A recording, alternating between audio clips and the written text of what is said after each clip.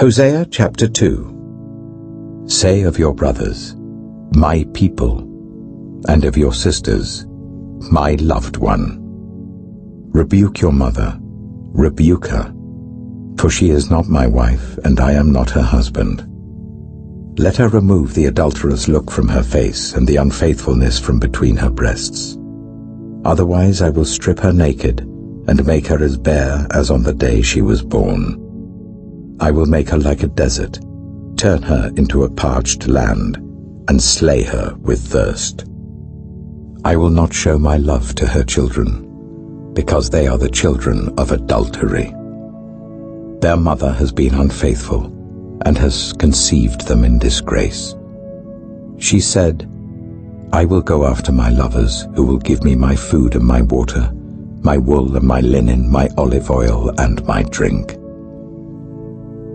Therefore I will block her path with thorn bushes. I will wall her in so that she cannot find her way.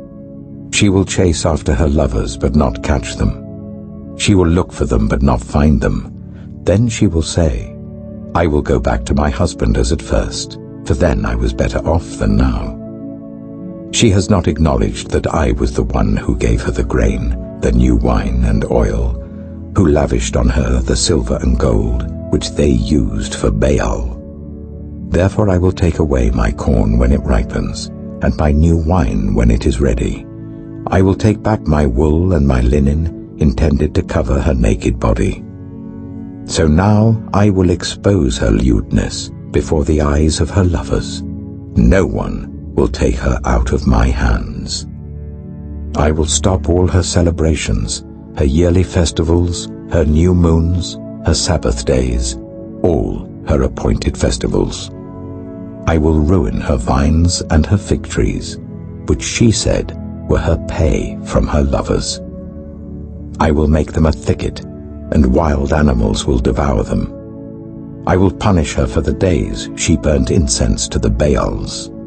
She decked herself with rings and jewelry, and went after her lovers, but me she forgot, declares the Lord. Therefore, I am now going to allure her. I will lead her into the wilderness and speak tenderly to her.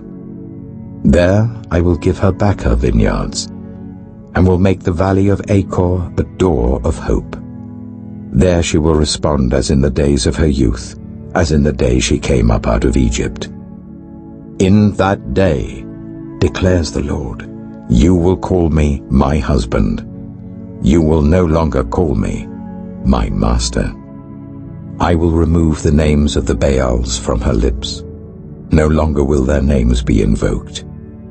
In that day I will make a covenant for them with the beasts of the field, the birds in the sky, and the creatures that move along the ground. Bow and sword and battle I will abolish from the land, so that all may lie down in safety. I will betroth you to me forever. I will betroth you in righteousness and justice, in love and compassion. I will betroth you in faithfulness, and you will acknowledge the Lord. In that day I will respond, declares the Lord. I will respond to the skies, and they will respond to the earth, and the earth will respond to the grain, the new wine and the olive oil, and they will respond to Jezreel. I will plant her for myself in the land. I will show my love to the one I called not my loved one. I will say to those called not my people, you are my people, and they will say, you are my God. Luke chapter 7. When Jesus had finished saying all this to the people who were listening, he entered Capernaum. There a centurion's servant, whom his master valued highly, was ill and about to die. The centurion heard of Jesus and sent some elders of the Jews to him, asking him to come and heal his servant. When they came to Jesus, they pleaded earnestly with him, "This man deserves to have you do this, because he loves our nation and has built our synagogue." So Jesus went with them. He was not far from the house when the centurion sent friends to say to him, "Lord, don't trouble yourself, for I do not deserve to have you come under my roof. That is why I did not even consider myself worthy to come to you. But say the word, and my servant will be healed. For I myself am a man under authority, with soldiers under me. I tell this one, 'Go,' and he goes, and that one, 'Come,' and he comes. I say to my servant, 'Do this,' and he does it." When Jesus heard this, he was amazed at him, and turning to the crowd following him, he said, "I tell you, I've not found such great faith even in Israel." Then the men who had been sent returned to the house and found the servant well. Soon afterwards, Jesus went to a town called Nain, and his disciples and a large crowd went along with him. As he approached the town gate, a dead person was being carried out, the only son of his mother, and she was a widow, and a large crowd from the town was with her. When the Lord saw her, his heart went out to her, and he said, "Don't cry." Then he went up and touched the bier they were carrying him on, and the bearers stood still. He said, "Young man, I say to you, get up." The dead man sat up and began to talk, and Jesus gave him back to his mother. They were all filled with awe and praised God. "A great prophet has appeared among us," they said. "God has come to help his people." This news about Jesus spread throughout Judea and the surrounding country. John's disciples told him about all these things, and calling 2 of them, he sent them to the Lord to ask, "Are you the one who is to come, or should we expect someone else?" When the men came to Jesus, they said, "John the Baptist sent us to you to ask, 'Are you the one who is to come, or should we expect someone else?'" At that very time, Jesus cured many who had diseases, illnesses, and evil spirits, and gave sight to many who were blind. So he replied to the messengers, "Go back and report to John what you have seen and heard. The blind receive sight, the lame walk, those who have leprosy are cleansed, the deaf hear, the dead are raised, and the good news is proclaimed to the poor. Blessed is anyone who does not stumble on account of me." After John's messengers left, Jesus began to speak to the crowd about John. "What did you go out into the wilderness to see? A reed swayed by the wind? If not, what did you go out to see? A man dressed in fine clothes? No, those who wear expensive clothes and indulge in luxury are in palaces. But what did you go out to see? A prophet? Yes, I tell you, and more than a prophet.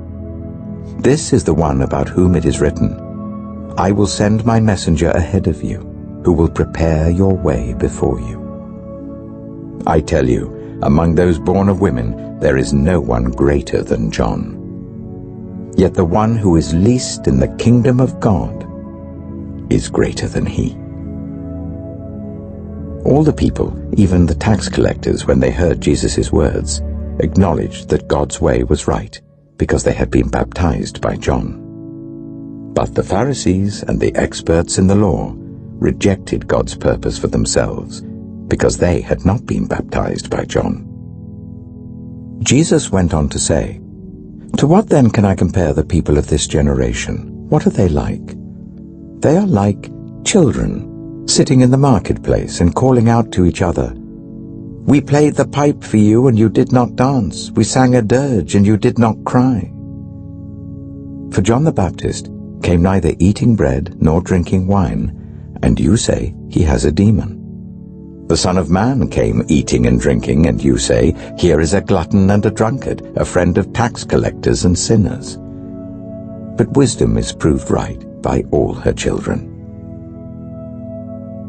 When one of the Pharisees invited Jesus to have dinner with him, he went to the Pharisee's house and reclined at the table. A woman in that town, who lived a sinful life, learned that Jesus was eating at the Pharisee's house. So she came there with an alabaster jar of perfume. As she stood behind him at his feet, weeping, she began to wet his feet with her tears. Then she wiped them with her hair, kissed them, and poured perfume on them. When the Pharisee, who had invited him, saw this, he said to himself, "If this man were a prophet, he would know who is touching him and what kind of woman she is, that she is a sinner." Jesus answered him, "Simon, I have something to tell you." "Tell me, teacher." Two people owed money to a certain moneylender. One owed him 500 denarii, and the other 50. Neither of them had the money to pay him back, so he forgave the debts of both. Now, which of them will love him more? Simon replied, "I suppose the one who had the bigger debt forgiven." "You have judged correctly," Jesus said. Then he turned toward the woman and said to Simon, "Do you see this woman? I came into your house. You did not give me any water for my feet, but she wet my feet with her tears and wiped them with her hair. You did not give me a kiss, but this woman, from the time I entered, has not stopped kissing my feet. You did not put oil on my head, but she has poured perfume on my feet. Therefore I tell you, her many sins have been forgiven, as her great love has shown. But whoever has been forgiven little, loves little." Then Jesus said to her, "Your sins are forgiven." The other guests began to say among themselves, "Who is this who even forgives sins?" Jesus said to the woman, "Your faith has saved you. Go in peace."